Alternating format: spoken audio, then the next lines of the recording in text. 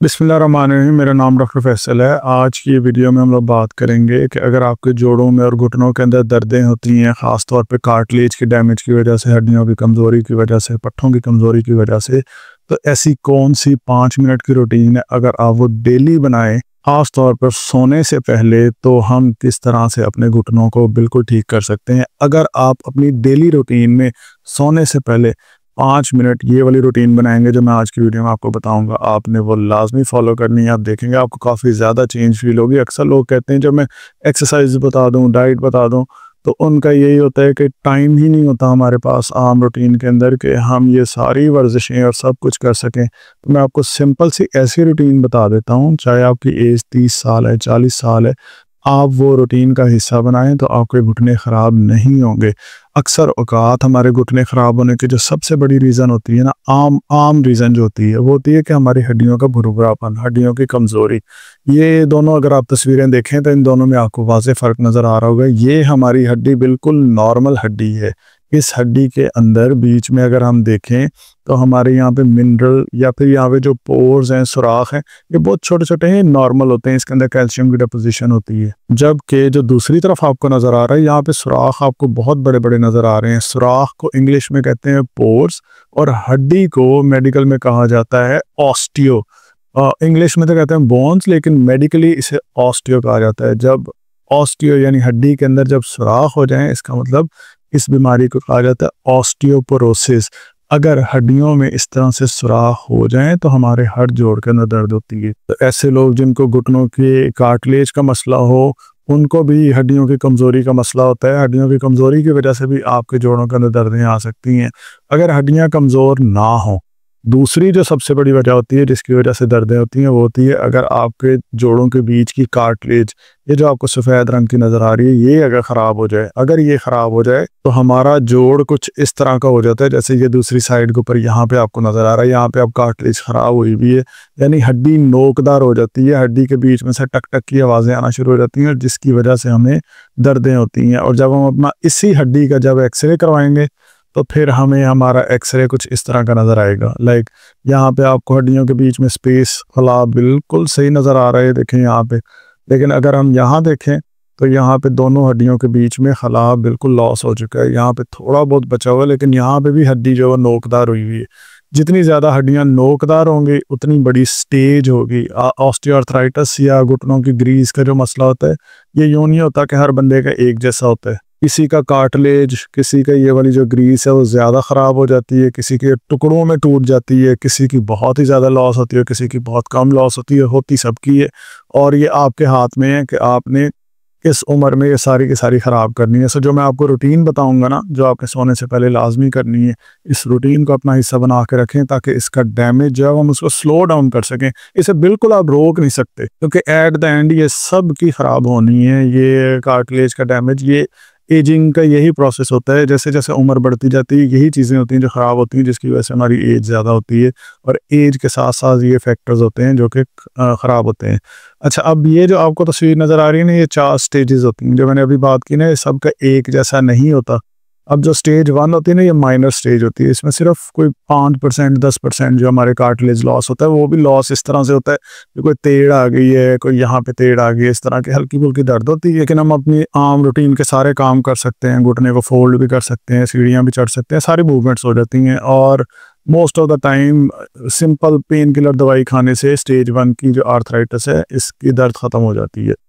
जहाँ तक बात है फिर स्टेज 2 की, ये तब आती है जब हम स्टेज 1 में एहतियात ना करें। जैसे मैं आपको आज बतानी है ना, जो रूटीन की हमने वर्जिशें या फिर सोने से पहले हम क्या चीज़ें करेंगे, तो अगर वो हम नहीं कर रहे हैं, हमारी रूटीन नहीं सही है, खाने नहीं ठीक खा रहे हैं, एक्सरसाइज नहीं कर रहे हैं, तो आप स्टेज 2 के ऊपर आप यकीन करें कि सिर्फ 1 महीने में पहुंच सकते हैं। अगर आपने अपनी एहतियात नहीं की, आपका वज़न बहुत ज़्यादा है और लंबी लंबी आप वॉक करते रहते हैं, तो आप स्टेज 2 के ऊपर चले जाते हैं, जिसमें आपके ज़्यादा क्रैक्स भी आना शुरू हो जाते हैं कार्टिलेज के अंदर, और इवन आपकी हड्डी जो है उसके ऊपर नोकदार पॉइंट्स बनना शुरू हो जाते हैं, बन नहीं जाते, अभी बिल्कुल स्टार्ट हो जाता है ऑस्टियोआर्थराइटिस का। जबकि स्टेज 3 के अंदर जो है वो हमारे काफ़ी ज़्यादा क्रैक्स आ जाते हैं और हड्डियाँ नोकदार भी होना शुरू हो जाती हैं और इस स्टेज के अंदर बहुत शदीद पेन स्टार्ट हो जाती है। जबकि स्टेज 4 वो अग्रेसिव इस तरह की स्टेज है जिसके अंदर फिर आपको टोटली रिप्लेसमेंट करवाना पड़ता है, नए घुटने ही डलवाने पड़ते हैं। उसमें फिर जो मैं आपको रूटीन बता रहा हूँ उसका वो फ़ायदा होगा, नुकसान नहीं होगा।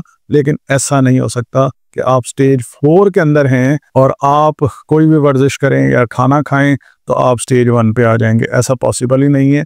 लेकिन ये है कि अगर आप ये रूटीन बनाएंगे तो आपकी कार्टिलेज का जो डैमेज हो चुका है उसके बाद जो आपके पट्टे हैं उनको आप स्ट्रॉन्ग कर सकते हैं, जिसकी मदद से आपके घुटनों के ऊपर से प्रेशर कम हो जाएगा। अब उस रूटीन को जब हमने बनाना है तो उसमें हम क्या करेंगे, इसका बेहतरीन तरीका ये है कि अब सिंपल मैं आपको कुछ वर्जिशें इस तरह की बताऊंगा जो कि आपने लेट के करनी है। अगर फ़र्ज़ करें कि आप सोने के लिए लेटे हैं, आपने सबसे पहले ये वाली वर्जिश करनी है। 5 सेकंड 6 सेकंड इस तरह से रोकेंगे, बॉल रखेंगे अपने घुटने के नीचे और घुटने को नीचे की तरफ दबाएंगे। 5 से 6 सेकंड 10 सेकंड इतनी की देर के लिए रोक के फिर उसके बाद छोड़ देंगे। फिर उसके बाद जब छोड़ेंगे तो 5 सेकंड का वक्फा देंगे। फिर उसके बाद दोबारा ये एक्सरसाइज करेंगे। 6 से 7 दफ़ा ये वाली एक्सरसाइज करनी है। इसे हम नी आइसोमेट्रिक एक्सरसाइज कहते हैं। आराम से उस टाइम हो सकती है जब आप लेटने लगे हैं, आपके पास इस तरह की बॉल ना हो तो आप कोई तकिया ले सकते हैं, उसको लपेट के अपने घुटने के नीचे रख लें। नंबर 1 ये चीज़ होगी। उसके बाद आपने इसी बॉल को उठा लेना है और इस बॉल को अपने घुटनों के बीच में रख लेना है, इस तरह से ऐसे रख के अब अपनी बॉल को ज़ोर से अंदर की तरफ दबाएं। 10 सेकंड के लिए यहाँ पे होल्ड करें। 6 से 7 दफ़ा ये वाली वर्जिश करें। अगर आप फ़र्ज़ करें कि ये वाली एक्सरसाइज करते हैं, आप नीचे की तरफ दबाते हैं, 6 से 7 दफ़ा ये वाली वर्जिश करते हैं, 10 सेकंड भी रोकते हैं तो आपका 1 मिनट इसके अंदर लगेगा, ठीक है। इसी तरह से जब हम दूसरी एक्सरसाइज ये वाली करेंगे तो भी आपने इस बॉल को जब ज़ोर से दबाना है, 10 सेकंड के लिए होल्ड करना है, 6 से 7 दफ़ा ये वाली वर्जिश भी करनी है, 1 मिनट आपका इसके ऊपर लग जाएगा। इसमें आपने कोशिश करनी है जब ये वाली वर्जिश कर रहे हो आपकी कमर में दर्द नहीं आनी चाहिए। कमर में दर्द हो तो फिर इसको छोड़ देना चाहिए। ऐसे लोग जिनको कमर में दर्द हो, ये वाली वर्जिश कॉन्ट्रा इंडिकेटेड होती है अगर ये वर्जिश करते हुए कमर में दर्द आ रही है। बाकी घुटनों के लिए बिल्कुल सेफ है। अब इसके बाद जो तीसरी वर्जिश होगी, अब 2 मिनट हमारे हो चुके हैं। पहला 1 मिनट ये करेंगे, दूसरा मिनट ये करेंगे, तीसरा मिनट इसकी उलट करेंगे। इस तरह का रबड़ बैंड ले लें या कोई साइकिल के टायर की ट्यूब वगैरह रख लें, घर में कुछ भी ऐसा लचकदार हो, घुटने के इर्द गिर्द इस तरह से लगाएं और इसको ओपन करने की कोशिश करें। 10 सेकंड के लिए यहाँ पे रोक के रखें और अच्छा खासा ओपन करें। 10 सेकंड के लिए रोकें, फिर उसके बाद छोड़ दें और स्लो वापस लेके आएँ। 5 सेकंड का वक्फा दें। 1 से 2 मिनट के लिए ये वाली वर्जिश करें।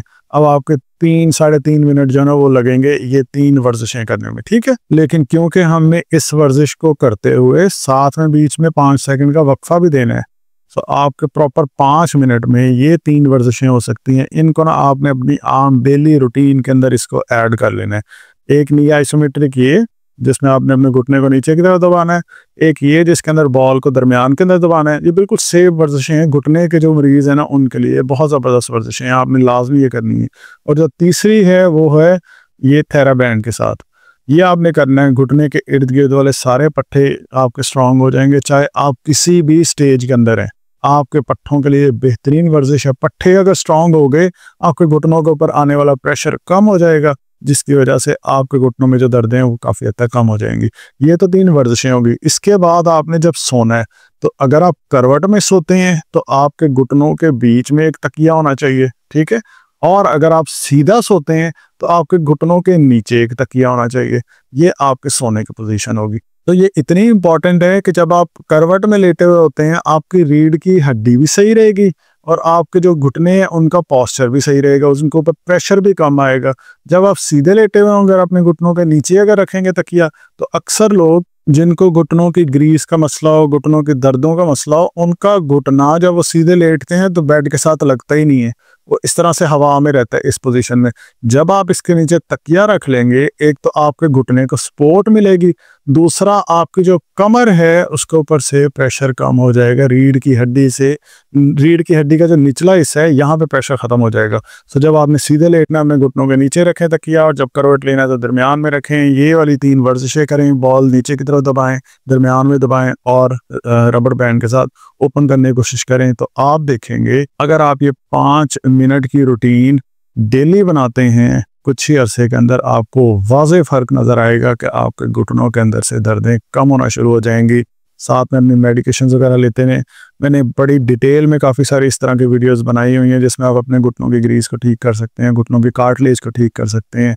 आपने वो लाजमी देखनी है।